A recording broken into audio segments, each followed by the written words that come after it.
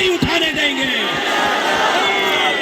تو میں 9 سال آپ کو کہتا ہوا آیا ہوں کہ آپ کا پسینہ چاہیے، اب یہ بات ختم، اب آپ کا خون چاہیے، اب آپ کا خون چاہیے۔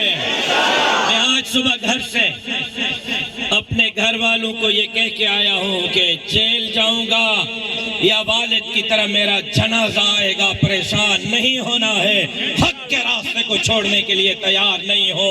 آپ کے جیل بھر جائیں گے، ہمارے مجاہدین کم نہیں ہوں گے، آپ کی گولیاں ختم ہوگی، ہمارے سینے ختم نہیں ہوں گے۔ اب ایک بات واضح ہے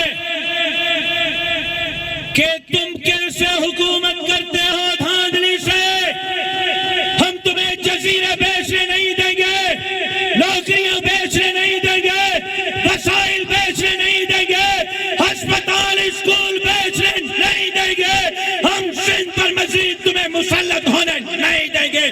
میں دیکھتا ہوں تم سندھ میں کیسے حکومت کرتے ہو۔ آپ تیار ہیں؟